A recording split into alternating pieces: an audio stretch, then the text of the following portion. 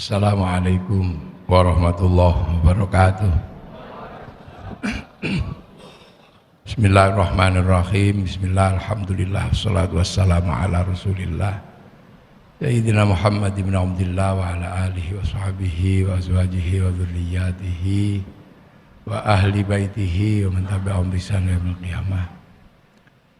Bapak Rektor yang saya hormati, seluruh jajaran Wakil Rektor, Bapak Dekan, Wakil Dekan, Sivitas Akademika UIN, Syarif Hidayatullah, para senior, para sesepuh, para hadirin wal hadirat yang berbahagia. Alhamdulillah, 2 kali saya ke sini. Yang pertama waktu ke sini pakai dasi pramuka, karena hari pramuka. Jadi mau idul saya di sini pertama itu pakai daster, pakai apa? Apa namanya kalau ini? Pakai asduk, pakai daster, pakai asduk pramuka sebelum corona. Dan alhamdulillah sekarang pas halal bihalal. Tapi sebelum saya membicarakan sesuatu yang ada di dalam teks di situ, mungkin ada satu yang harus kita ingatkan secara bersama-sama.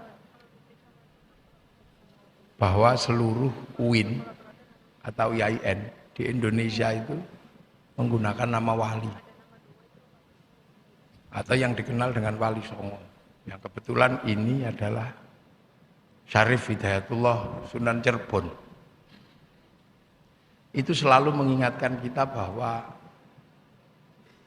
mau UIN, mau pesantren, itu punya keyakinan yang sama bahwa yang membawa Islam ke Indonesia itu para wali. Ini satu yang, jadi para wali. Jadi ada 2 perspektif, ada yang saudagar, ada yang wali. Nah, ketika IAIN atau UIN sekarang menggunakan nama wali, sesungguhnya sama dengan keyakinan orang pesantren bahwa yang menyebarkan Islam itu para wali.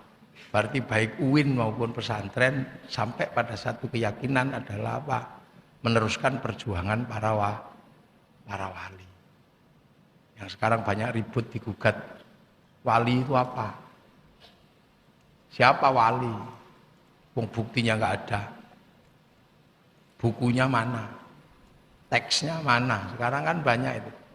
Yang ahli historiografi pasti mempersoalkan itu. Akan tetapi ya ini sebuah keyakinan bahwa yang menyebarkan Islam bahwa pertama itu memang para wali. Karena secara tekstual tertulis sebelum Islam itu agamanya Hindu. Jadi secara tekstual tertulis oleh para ilmuwan bahwa agama sebelum Islam adalah Hindu. Hindu yang boleh ngomong agama itu Brahmana, kasta tertinggi. Kesatria nggak boleh, Wisya nggak boleh, Sudra apalagi. Nah, Sudra itu isinya petani sama pedagang. Makanya kalau Islam disebarkan oleh saudagar atau pedagang, itu pasti ditolak. Karena pedagang itu Sudra. Sudra tidak boleh ngomong agama. Nah, yang bisa mengimbangi Brahmana itu ya wali. Brahmana punya cakti atau yang namanya sakti, itu cakti, kemampuan yang adikodrati, kholiqul ada. Nah, wali punya karomah. Makanya cerita tentang wali itu adalah cerita tentang kesaktian yang biasanya sama anak IAIN digugat. Mosok cerita wali itu tentang kesaktian? Ya memang wali harus sakti. Kenapa tidak ada cerita tentang membangun peradaban dasar? Ya nggak perlu kan, wali datang kok bangun peradaban ngapain? Wong Nusantara itu sudah berperadaban. Negara-negara besar sudah terbentuk di sini. Sistem ekonomi sudah terbentuk, sistem peradaban sudah terbentuk. Jadi nggak perlu lagi bangsa ini diajarkan cara dasar menjadi manusia. Beradab itu, ini sudah udah selesai oleh bangsa ini sendiri. Universitas terbesar sudah ada Nalanda. Kalau sekarang UIN, dulu sudah ada Nalanda. Berbicara tentang bahasa, bahasa di sini lebih sudah lengkap. Bahasa Jawa itu sudah komplit, strukturnya ada. Berbicara tentang bagaimana ekonomi, bangsa ini sudah membangun peradaban ekonominya yang sangat tinggi. Kerajaan-kerajaan besar sudah muncul. Bahkan kerajaan-kerajaan di sini sudah bisa menaklukkan kerajaan multinasional. 1300 mampu menaklukkan Mongolia. Mongolia penakluk Arab, penakluk Eropa, penakluk Cina. Berbicara tentang bangunan-bangunan besar, di sini bangunan besar, candi-candi sudah ada. Diceritani surga, orang sini juga nggak terlalu tertarik karena surga itu airnya mengalir, di sini air di mana-mana. Diceritani surga itu buah-buahan, di sini buah-buahan berlimpah. Diceritani tentang minum sungai, minum susu, sini nggak suka minum susu. Diceritani surga itu banyak perempuannya, orang sini nggak terlalu tarik dengan perempuan yang banyak. Kalau di Arab perempuan ini inferior, kalau di sini perempuan superior. Loh ya, struktur budayanya. Di sana berburu perempuan, berperang perempuan, mempertahankan klan. Berburu laki-laki, mempertahankan klan laki-laki, berperang laki-laki, bekerja laki-laki. Kalau di sini berburu ya bisa perempuan. Bahkan sebagian besar pekerjaan dilakukan oleh perempuan. Makanya perempuan di sini tinggal mati, laki-lakinya aman. Nah, itu yang menyebabkan perempuan itu independen di sini. Makanya gerakan perempuan di Indonesia juga capek. Mengajarkan feminisme, mengajarkan gender juga capek. Karena perempuan di sini sudah mandiri. Jadi ini sudah komplit bangsa ini. Yang dibutuhkan cuma satu, memindah ketuhanan itu aja. Nah, ketuhanan di sini dikuasai oleh Brahmana. Brahmana ini sakti betul. Gini berubah sakti. Wali punya karomah. Makanya cerita tentang wali itu cerita tentang kesaktian, bukan cerita tentang bangun mekanisme pertanian apa. Kan aneh kalau kemudian ada cerita dulu Pak Hasanus Simon pernah menulis tentang bahwa wali itu ada yang ahli pertanian. Itu dari mana? Dari Gujarat. Gujarat itu bukan daerah pertanian. Bagaimana bisa menghasilkan ulama pertanian? Ulama pertanian itu ya Indonesia, karena Indonesia itu sawah. Perdagangan nggak masuk. Wong pedagang itu sudra. Nah inilah sebenarnya wali itu mengimbangi. Cuman wali itu kalau bekerja memang tidak lumrah. Struktur sosiologi, antropologinya tidak tersebutkan, tapi hasil kerjaannya ada. Karena wali itu kalau bekerja itu kan download, browsing. Di Al-Quran disebutkan wali itu la khaufun alaihim walahum yahzanun. Kenapa orang bisa tidak punya takut, tidak punya kekhawatiran? Karena qalu rabbuna wa tsumastaqamu tatanazzalu alaihimul malaikah alla takhafu wala tahzanu. Jadi orang yang istiqomah menyebut asma Allah. Qalu rabbuna wa tsumastaqamu, ada yang 25 tahun, ada yang 3 tahun, Sunan Kalijaga. Itu kalau dalam bahasa sekarang itu download. Download kemana? Ke cloud-nya Allah.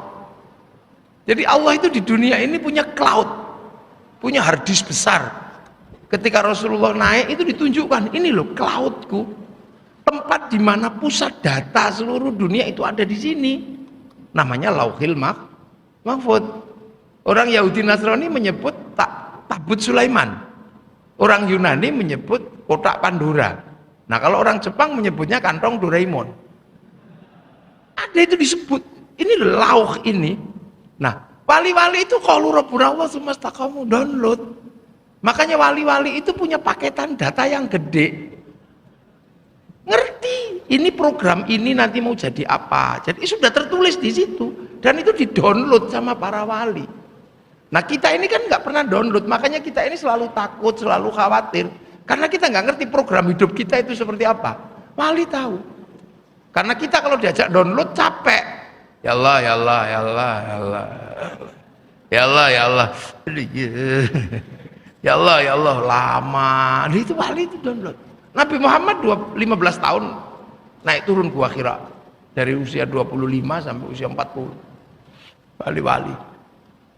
Nah itu, makanya wali itu punya wifi. Nah kita ini nggak punya wifi, makanya kalau kirim data, kirim apa, karena nggak punya wifi kan harus cari wifi gratisan. Ke warung gitu, .co.id. Nah kalau kita nggak mau kirim doa, kirim gambar kok nggak punya wifi, ya pakai wifi-nya wali. Pakai wifi-nya Nabi, ila hadratin nabiyil mustofa wa ila jamil anbiya wal mursalin. Namanya tawasul. Kalau tadi itu .co.id free wifi. Gitu. Kan itu pelajaran itu tentang cloud, itu sebenarnya tentang harddisk yang di langit pusat data. Makanya setelah .co.id terus kirim gambar, sama kita mau kirim doa ke orang tua nggak punya wifi ya ila hadratin nabi mustofa wa ila jamil anbiya wal mursalin wal ulama syahada asal jamil Syekh Abdul Qadir Al-Jilani li abaina ummahatina masyayikhina wajdati wajdatina wa nakhusun ila ruhi pakde waktul Fatihah itu ya kirim semua. Nah itu dari dulu, makanya kita nggak usah ribut. Oh doa kok nggak nyampe, doa dikirimkan nggak nyampe lah, kata siapa? Sepak bola aja nyampe. Nah semalam kita nggak lihat kan di Kamboja itu, kita nggak lihat Thailand sama itu nggak kesana, cukup satu orang nyuting dibagi naikkan ke satelit, dibagi ke seluruh dunia. Di Indonesia namanya siaran langsung, jamnya sama, bagiannya sama. Makanya kalau ada orang nggak percaya doa bisa dibagi, orang itu nggak punya TV. Nah ini wali kan, wali ini makanya wali ini struktur yang sama dengan Brahmana. Nah kemudian wali-wali inilah yang akhirnya membentuk corak kehidupan Islam di Indonesia ini yang membentuk corak. Makanya kemudian kerjaan-kerjaannya ya kerjaan-kerjaan yang sangat besar, bukan kerjaan yang kecil-kecil. Sudah nggak ngurusi celana cingkrang, nggak ngurusi jenggot, itu nggak diurusi yang gitu-gitu. Itu kan pekerjaan kecil. Urusan celana cingkrang diselesaikan para wali. Wali datang ke sini pakai jubah baju syar'i.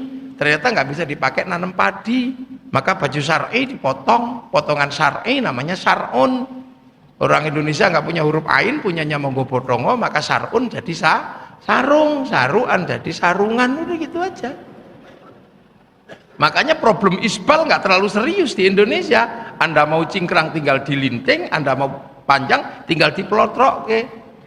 Takbirnya juga enak, wong Allahu Akbar baina surah wa rukbah, ada cantolannya kan enak. Jadi itu sudah clear zaman-zaman segitu. Makanya wali-wali ini nggak ngurusi kecil-kecil karena memang pikirannya besar tentang bagaimana mengemban misi Islam yang harus ada di Indonesia, ketemu dengan peradaban yang sudah sangat maju. Sudah sangat maju. Alat musik kita itu terbaik dunia. Arab itu terbang kayu kulit, kayu muda, kulit muda. Eropa gitar, kayu tali. Sini gamelan. Artinya hanya bangsa yang menguasai ilmu pertambangan yang maju dan penguasaan metalurgi yang mapan mampu membuat alat musik dari logam. Loh ini real kita. Jadi makanya wali itu nggak ngurusi yang kecil-kecil, itu udah diselesaikan. Tapi yang gede. Nah, bangsa yang sudah beradab ini gimana cara agar Islam ini bisa masuk, bisa diterima, dan kemudian tidak merusak yang kecil-kecil, yang masuk manusia sudah bisa hidup. Cina itu peradabannya keramik, di sini logam. Makanya ketika Cina datang ke sini bawa keramik, nggak laku di Indonesia. Ya dibuang di sungai-sungai itu. Orang bangsa logam kok dijuali keramik, kan kelasnya kalah. Jadi jangan dikira bahwa keramik itu lebih baik dari logam. Kita bangsa logam. Makanya Mongolia kalah karena kita bangsa logam. Nah ini bangsa-bangsa. Cerita-cerita besar kita punya, cerita cinta, ada di sana, ada Kais Laila, ada Sampai Ingtai, ada Romeo Juliet. Sini banyak, ada Dayang Sumbi, ada di Lumut, komplit. Sana orang kuat namanya Samson, sini ada Bantung Bondowoso. Di sana ada Ibu Tiri Kejam dalam kisah Cinderella, sini punya bawang putih, bawang merah, kan sudah komplit sebenarnya, sudah nggak ada lagi. Jadi bangsa ini sudah bangsa beradab. Jadi jangan dikira, makanya bagaimana kemudian para wali ini bekerja. Nah pekerjaan para wali itu yang paling berat dan hari ini bisa kita rasakan. Sampai kita menjadi seperti ini karena wali ketika membawa Islam, Hadir dalam bagaimana memahami perbedaan bangsa. Bangsa ini sudah berbeda bangsanya, berbeda sukunya, berbeda agamanya, perbedaannya komplit. Tapi sudah ketemu Bhinneka Tunggal Ika. Nah, Islam bagaimana hadir di sini? Loh, makanya para wali ya tinggal download aja sudah. Downloadannya kira-kira apa ya? Oh, download langsung browsing. Ternyata ketika browsing ketemu kullukum ra'in wa kullukum mas'ulun an ra'iyati. Jadikanlah negeri yang berbeda ini dalam konsep Rasulullah menggunakan konsep ra'iyah. Hidup berbeda-beda suku, bangsa, agama tapi saling bertanggung jawab. Dan itulah yang akhirnya diterapkan di Indonesia menggunakan konsep ra'iyahnya Rasulullah, sehingga kita berbeda-beda tetapi hidup saling bertanggung jawab. Ra'iyah itulah yang sekarang kita pakai, dalam bahasa kita disebut rakyat. Jadi rakyat itu ya bahasa Rasulullah tentang ra'iyah, hidup berbeda-beda suku, bangsa, agama seperti waktu di Madinah tapi hidup saling bertanggung jawab. Jadi kita ini ra'iyah, negeri yang mengikuti konsep ra'iyah di seluruh dunia. Satu-satunya bangsa muslim hanya bangsa Indonesia. Yang ke Eropa muslim kafir habis, yang ke Afrika muslim kafir habis, yang ke sini menggunakan konsep ra'iyah. Jadi kita ini bukan people. Kalau people itu vox populi vox dei, suara mayoritas suara Tuhan. Begitu dia mayoritas, dia menjadi diktator atas nama Tuhan. Makanya khilafah tahririyah, ikhwanul muslimin nggak cocok hidup di negeri ra'iyah. Nggak cocok. Kita juga bukan komunis. Komunis itu proletar. Proletar itu adalah kaum miskin, kaum papa berkumpul bersatu menjadi pemimpin. Lahirlah diktator mayoritas. Makanya komunis yang nggak cocok di negeri ra'iyah, khilafah tahririyah juga nggak cocok di negeri ra'iyah. Makanya negeri ra'iyah ini hidup bersama-sama berbeda tapi saling bertanggung jawab. Nah, ra'iyah itu kalau ngumpul namanya musyarakah. Lahirlah konsep masyarakat. Musyarakah kalau berbeda faham, wasyawirhum fil amri, lahirlah konsep musyawarah. Karena dulu yang natah itu adalah para wali, maka teritori ra'iyah disebut wilayah. Jadi wilayah itu bukti bahwa Indonesia itu negerinya para wali. Ra'iyah itulah yang sekarang berubah menjadi Negara Kesatuan Republik Indonesia. Maka penerus para wali dimanapun dan kapanpun, NKRI harga mati. Loh.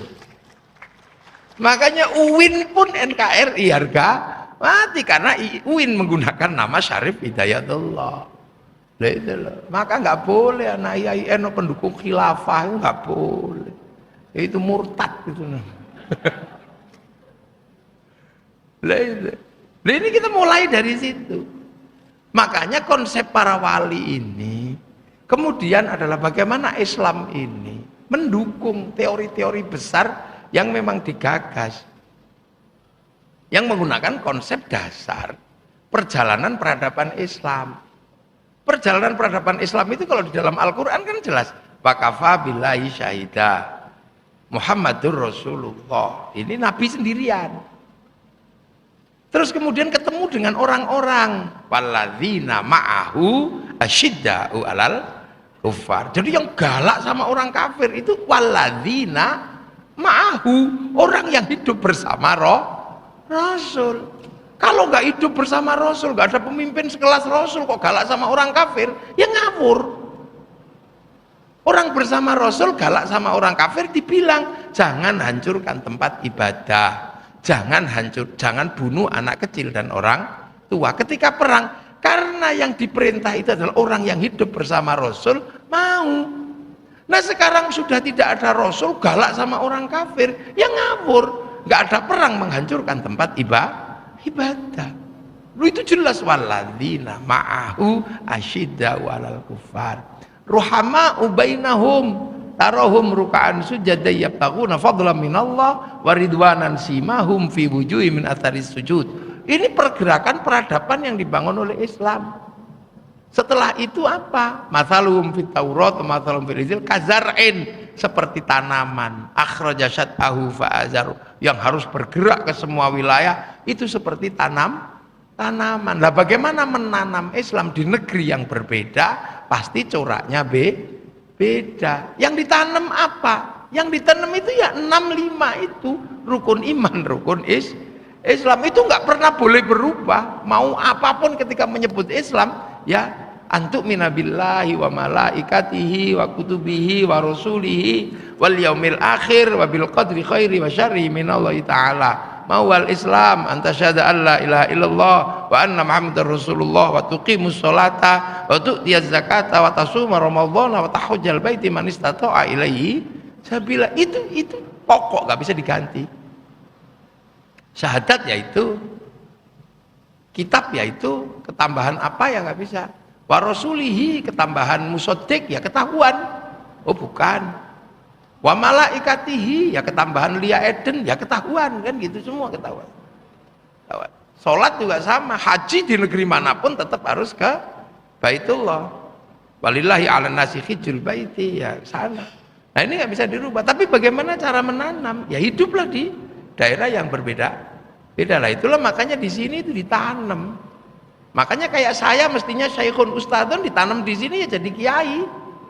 Kiai harus berbagi dengan Kiai Kebo, Kiai Slamet, Mbak Kiai Pleret. Syekhun Ustadzun musola berbagi dengan langgar. Gitu. Saum Ramadan berbagi dengan puasa. Padahal puasa itu adalah upawasa. Tidak makan, tidak minum, tidak menyentuh perempuan, persiapan muksa. Itu orang Hindu namanya upawasa. Kok ada ajaran nggak makan, nggak minum, nggak menyentuh perempuan, kok kayak upawasa? Maka Syahrul Siam disebut bulan puasa. Nyembah Sang Hyang ya sudah ada. Makanya kemudian sholat menggunakan nama sembahyang. Sama kayak sekarang. Motor itu sudah ada, dulu namanya Honda. Maka walaupun Suzuki datang belakangan disebut Honda. Hondamu apa? Suzuki ya gitu. Hondamu apa? RX King. Sebelum ada Indomie sudah ada Sarimi, maka Indomie ikhlas disebut Sarimi. Sebelum ada Shimizu sudah ada Sanyo, maka seluruh produk pompa air disebut Sanyo. Ya terserah mau dianalisis secara epistemologinya bagaimana, monggo yang sekolah. Tapi fakta sosialnya begitu. Ibu-ibu ya terserah mau dianalisis kayak apa. Seluruh kalau lebaran itu bungkusnya kongwan, isinya bisa rengginang, bisa wacek, bisa apa. Nah ini, nah makanya proses ini akhirnya berjalan, konsep ro'iyah ini berjalan. Nah bagaimana menjaga Islam dalam konsep ro'iyah, musyarakah, musyawarah. Nah inilah makanya kemudian Islam ini di sini hadir menjadi bagian dari sosial kemasyarakatan. Islam tidak semata-mata jadi tidak ada kemudian di sini walaupun UIN itu, walaupun Islamnya negeri, tidak kemudian ada Islam swasta, nggak ada. Ya Islam negeri ya, perguruan tingginya Islamnya tetap Islam sama aja, nggak ada kemudian Islamnya negeri, Islam swasta itu nggak ada. Yang ada itu ayam negeri sama ayam swasta. Nah, itu. Dan makanya kemudian penerus para wali ini bagaimana membawa misi Islam ini selalu hidup bersama masyarakat, bersama musyarakahnya itu, bersama ro'iyahnya. Itu yang dijalankan. Nah wali-wali ini membangun itu sehingga dengan konsep ro'iyah yang tadinya raja, hamba, kawulo, gusti, lebur. Yang kawulo boleh menyebut diri kulo, yang hamba sahaya, saya, yang Sunda abdi, abdi, yang pukulun dewa diturunkan menjadi ulun di Kalimantan. Nah, ini proses sosialnya luar biasa. Sehingga kemudian nggak ada yang lepas dari kehidupan kemasyarakatan. Jadi akhirnya Islamnya dijaga. Puasa sebagai rukun Islam ya dijaga oleh proses sosial. Nah proses sosial menjaga puasa itu ya salah satunya ada halal bihalal, ada mercon, ada kolak, ada itu. Roda ekonomi bersama masyarakat berputar. Jalan, sholat ya hidup bersama masyarakat. Tidak pernah meninggalkan masyarakatnya. Makanya orang di Indonesia itu memahami ahli sunnah wal jamaah itu ya sunnah harus hidup bersama jamaah. Makanya sholat di sini aja yang selalu bersama masyarakatnya. Kalau masyarakatnya di kampung, ya sholatnya mundur. Mestinya zuhur 11:30 bisa mundur jam 2:30 atau jam 2. Kalau sudah jam segitu belum datang, ya pujian. Robbana ya Robbana. Udah capek nunggu, tombo hati, kan nambani hatine dhewe udah capek. Kalau udah nggak tahan baru marah, diuruki anjang baru marah. Loh, itu proses sosial. Haji ya menggunakan proses sosial. Latihan dulu di lapangan, namanya manasik pakai triplek, walimatus safar. Boleh, jadi dia selalu hidup bersama masyarakatnya. Selalu begitu. Makanya Islam di Indonesia ini karena hidup bersama masyarakat, bersama sistem sosialnya dalam konsep ra'iyah, maka Islam itu jalan di mana-mana tanpa ada struktur dalam pengertian negara. Makanya Islam di Indonesia terjaga walaupun tidak ada negara Islam. Lah itulah sampai Profesor Nurholis di sini dulu mengatakan Islam yes, politik no. Itu karena apa? Islam di sini terjaga bersama sistem sosial ra'iyah. Makanya bagi kelompok yang akan memisahkan Islam dengan sistem sosialnya, pasti dia berpikir tentang yang menjaga Islam harus negara. Makanya kelompok yang suka membid'ahkan sistem sosial berdampingan dengan agama, dia nggak punya sistem penjagaan. Jadi dia nggak punya sistem penjagaan Islam. Maka yang dia pikirkan adalah menjaga Islam dengan kekuasaan. Maka kelompok-kelompok politik Islam itu pasti berangkat dari kelompok yang setiap hari selalu membawa Islam itu harus pisah dengan budaya, harus pisah dengan sistem sosial kemasyarakatan. Makanya pendukung kelompok-kelompok negara Islam itu rata-rata hampir 90% adalah orang-orang yang tidak bisa mempertemukan Islam dengan sistem budaya dan sosial kemasyarakatan. Karena apa? Seluruhnya dianggap bid'ah. Nah terus yang jaga Islam itu siapa? Ya negara. Coba aja di UIN, kelompok-kelompok yang selalu berbicara negara Islam itu pasti kelompok yang membawa Islam sendiri dan sepi. Tapi kelompok-kelompok yang bisa membawa Islam hidup bersama masyarakatnya nggak perlu berpikir tentang negara. Islam sudah dijaga oleh sistem sosialnya. Berdoa, ini kan berdoa. Doa itu kan perintah pribadi. Ud'uni astajib lakum. Tapi dengan konsep ra'iyah, doa ini menjadi sebuah kebersamaan. Kiainya tok yang doa, yang lain amin amin amin amin amin amin. Nah kalau yang doa semakin banyak amin amin, kiainya kepanjangan, yang amin amin itu kiainya paham. Oh walhamdulillahirabbil alamin. Semakin banyak yang berdoa dibawa ke alun-alun, lahirlah istighosah kubro. Dari istighosah kubro apa yang tidak terserap? Roda ekonomi berputar. Orang jualan tahu juga laku, jualan apa aja laku. Nah kalau itu terus berjalan di Indonesia, sektor informal bergerak, terjaga oleh tradisi masyarakat. Kalau itu ditanggung negara, berapa negara harus nanggung per kegiatan itu? Kelahiran Nabi, ya maulid ya di kampung sini dijaga, mahabbah terhadap Nabi dijaga. Itu kalau sudah muludan berapa yang terserap? Tenda laku, sound system laku, larutan penyegar laku. Loh ini halal bihalal aja degan laku, sedotan laku. Ini roda ekonomi berputar.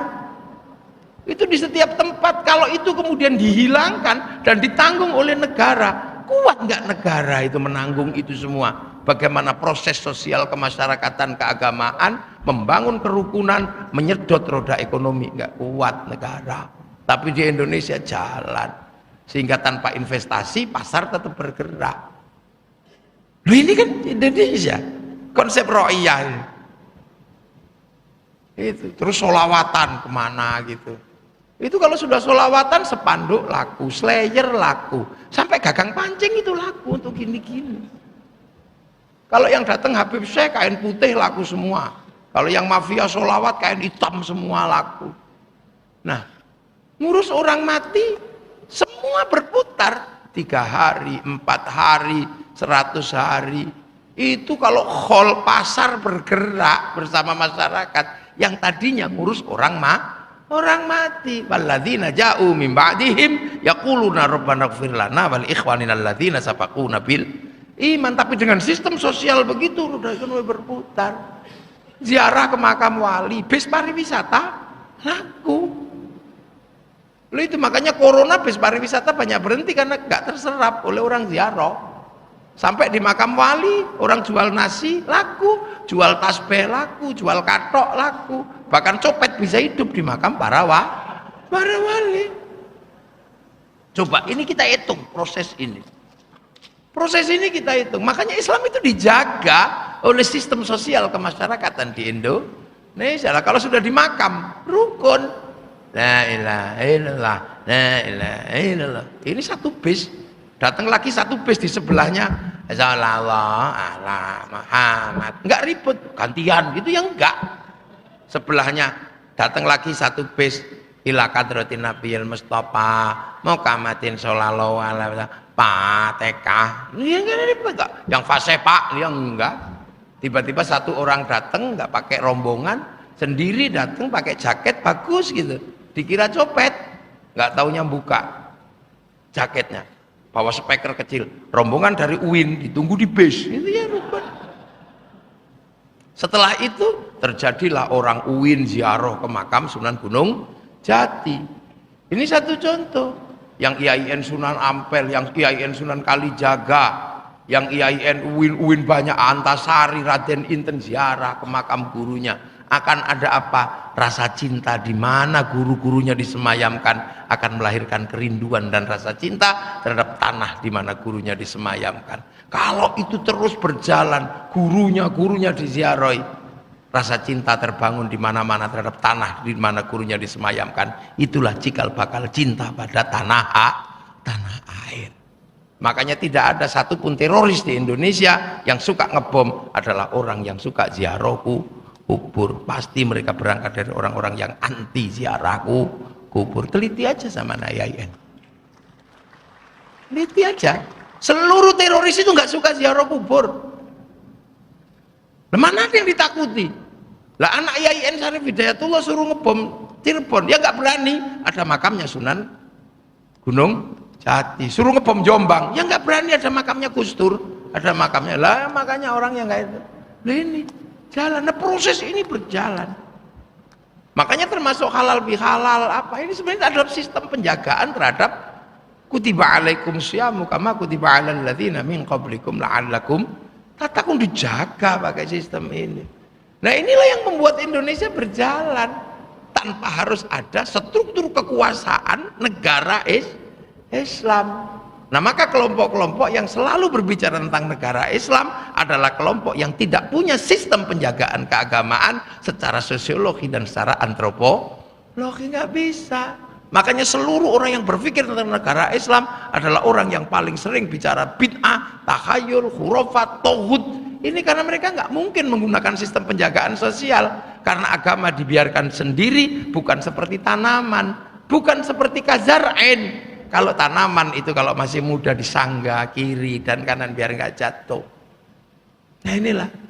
Maka kelompok-kelompok situ nggak pernah berhasil membawa Islam dengan besar, nggak bisa. Seberapa kuat kekuasaan menjaga agama kayak gitu.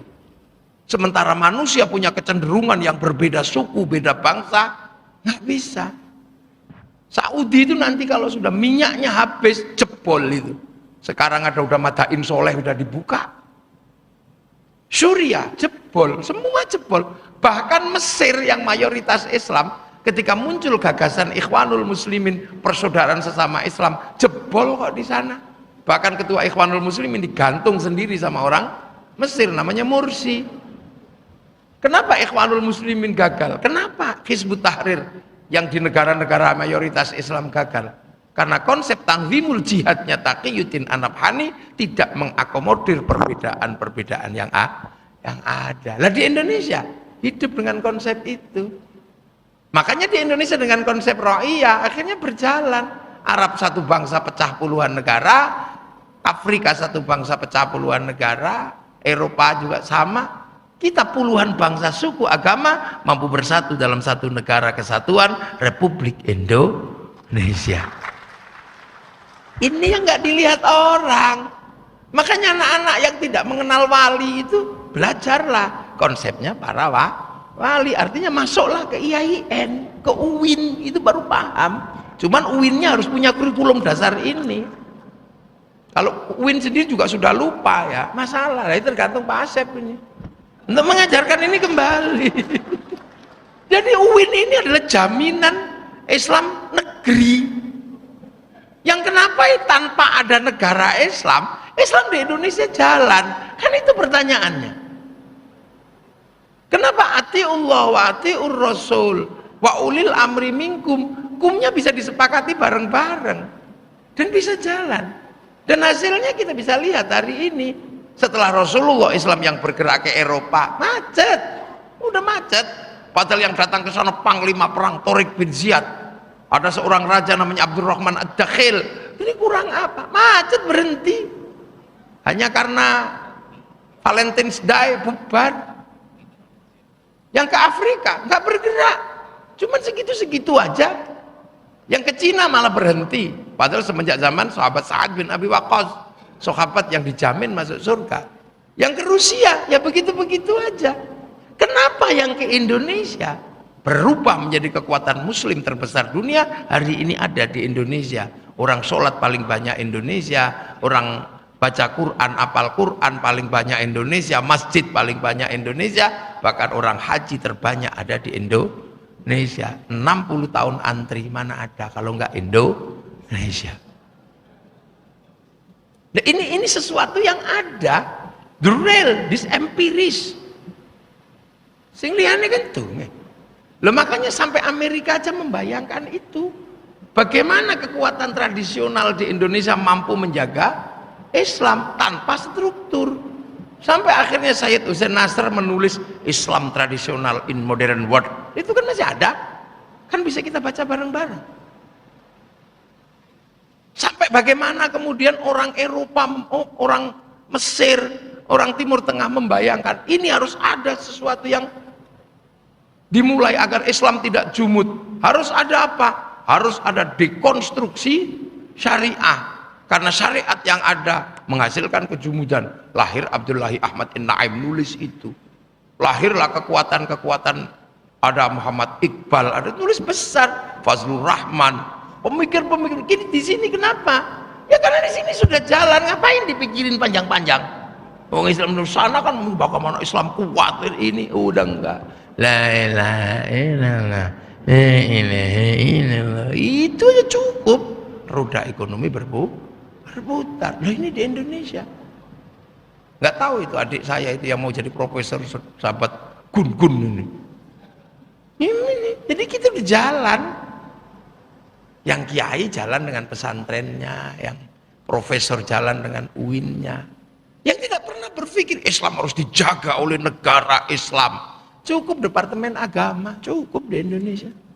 Karena Islam yang dibawa bergerak, saling mengikat. Dan kiai-kiainya juga tahu diri. Agama itu susah dibatasi karena selalu mengatasnamakan Tuhan. Apalagi kalau orang sudah berbicara agama, pasti menangan. Saya aja yang diundang halal bihalal menangan, ngomong sendiri nggak ada yang bantah.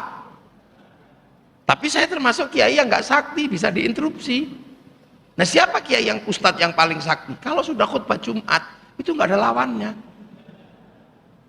Makanya agar orang khutbah itu nggak ngawur, kiai-kiai kasih syarat, kamu mesti baca teks, kamu mesti pegang tongkat, karena kalau kamu baca teks pasti santun. Wong itakullah, lepas teksnya ditiup kipas angin bubar. Bawa tongkat pasti ya itakullah, nggak mungkin lepas gini, lepas tongkatnya.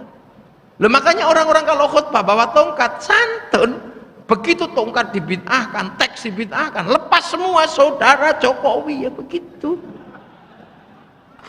Loh, ini kan problem sosiologi, antropologi yang udah diselesaikan di Indonesia. Makanya begitu menggunakan mimbar untuk kampanye, untuk apa, masjid, ya lepas gini enak. Oh, nggak ada tongkatnya lah. Kalau tongkatnya itakullah, bisa loh, itu santri itu menjaga negeri. Sehingga konsep ro'iyah, konsepnya jalan. Gitu loh. Dan itu tuh rukun. Makanya dengan cara-cara yang sederhana, makanya penjenengan kalau bikin kerukunan di sini gak ada masalah. Ziarah aja ke makam Sunan Cirebon, ziarah situ, selawatan, mesti rukun sama, nggak rukun dengan hanya dengan Civitas Akademika, rukun dengan penjual tahu, rukun dengan apa, rukun semua. UIN akan dimiliki oleh semua orang, karena semua orang akan datang ke UIN ikut sholawatan, dari yang jual tahu, dari yang jual slayer, dari yang jual gagang pancing, sampai copet juga mungkin rukun datang. Duh. Jadi jangan dilihat kemudian, oh ini bid'ah. Lah kalau Anda bid'ahkan semua, maka Islam akan menjadi tersendiri. Jadi Islam sudah nggak punya daging. Makanya kalau Islam sudah nggak punya daging, nggak punya apa, tinggal tulangnya aja. Ya sudah, kalau masak nggak ada dagingnya, ya micinnya aja yang diperbanyak.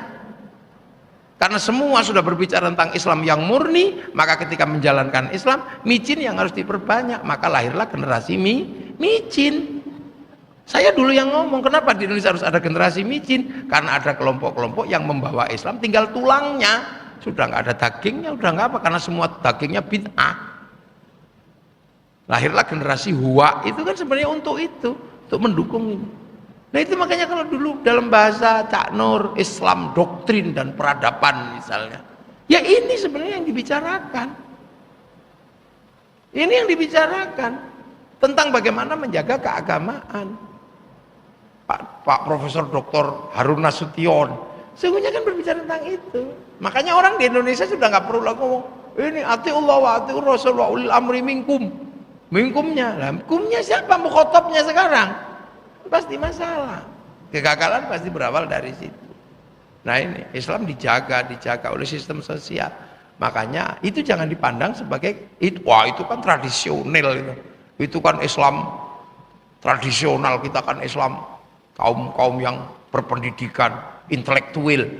Ya intelektual kan juga sama, Anda intelektual lah, tapi murid-murid mahasiswa itu dilahirkan dari keluarga-keluarga tradisional. Mahasiswa UIN itu 90% dari mahasiswa tradisional di kampung-kampung sana. Karena yang pinter-pinter biasanya masuk UI. Iya kan, UIN ini kan kampus ya yang nggak lolos di UMPTN kan dulu. Ya nggak tahu, jangan-jangan sekarang masih begitu kan? Sekarang mungkin udah enggak karena sama-sama universitas. Kalau saya dulu emang cita-citanya masuk IAIN.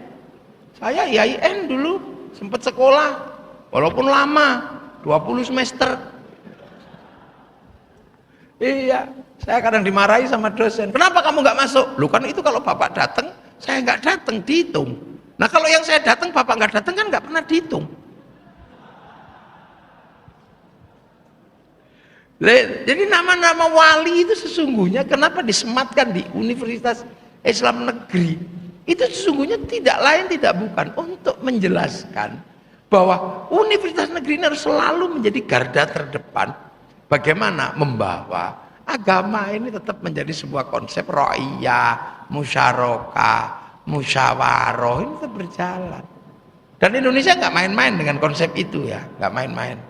Karena konsep itu tidak berada di ruang seminar-seminar belaka, tapi itu sekarang tertulis dalam sebuah sila Pancasila kerakyatan yang dipimpin oleh hikmah kebijaksanaan dalam permusyawaratan perwakilan, nggak main-main. Nah kalau sudah seperti ini kan pemimpin tertingginya Majelis Permusyawaratan Rakyat, Dewan Perwakilan Rakyat. Kalau ditanya negeri paling sunnah di dunia mana? Kalau bukan Indonesia. Negeri paling sunnah itu ya Indonesia itu. Dijaga betul dengan ahli sunnah wal jamaah. Sunnah dan jamaahnya nggak pernah terpisah. Sehingga negara juga nyaman merasakan nikmatnya Islam di Indonesia, nggak perlu ngerawat, dirawat sendiri oleh rakyatnya. Dan ruang publiknya cukup besar akhirnya. Ruang publik tidak hanya milik IAIN, milik pengajian kampung juga menjadi ruang publik untuk pengajian. Makanya setiap ada acara keagamaan pasti ada pengajian. Disitulah maka Indonesia selamat. Butuh apa? Ngomong sama kiai. Kiai setiap hari ketemu paling tidak satu majelis itu 10.000 orang. Saya kalau setiap hari itu kalau 10 kali dalam satu majelis rata-rata 10.000, kalau kemudian sehari saya kadang sampai 10 kali, sampai 8 kali, 80.000 orang pesen apa sama saya, tak sampaikan. Gagasan besarnya UIN apa? Ngomong sama saya, tak sampaikan ke kampung dengan bahasa kampung. Makanya problem Indonesia selesai semua. Semua negara kena problem radikalisme. Seluruh kiai ikut ngomong anti radikalisme di kampung-kampung. Ya selamat. Ini bendera tauhid. Enggak, itu bendera Hizbut Tahrir. Kamu kalau anti ini anti la ilaha illallah. Enggak, kami tahlilan pakai la ilaha illallah. Kamu anti loh, ini liwak loh ya. Enggak, kami anti bendera PKI palu arit. Tapi kalau kami ke sawah tetap pakai arit, pergi nukang tetap pakai palu. Udah beres. Ini lagu Syiah ini, Haddad Alwi. Bahaya ini, lagu Umi. Alah, lagu gitu aja bahaya. Di Indonesia yang lebih serem banyak. Lah apa? Lagu indung-indung itu serem itu. Aduh Siti Aisyah mandi di kali, rambutnya basah, tidak sembahyang, tidak puasa, di dalam kubur mendapat siksa. Kenapa pakai nama Siti Aisyah gitu loh. Loh itu kalau itu lagu Syiah itu pasti Syiah gulat itu, gak mungkin Syiah Rafidhah. Loh kan ya itu bukan Syiah, bukan Aisyah istri Rasulullah, itu ya Aisyah Betawi lah gitu kan. Enak. Lagi Covid gitu, semua orang Covid, pemerintah susah menjangkau masyarakat. Kayaknya dibilangi, Yai jelaskan tentang Covid. Ya, ini makhluk Allah juga, kita nggak takut sama Covid. Alah, nggak usah gitu, singa juga makhluk Allah. Kamu nggak usah takut singa, tapi tidurlah samping singa, mati kamu dimakan singa. Gitu aja Kiai.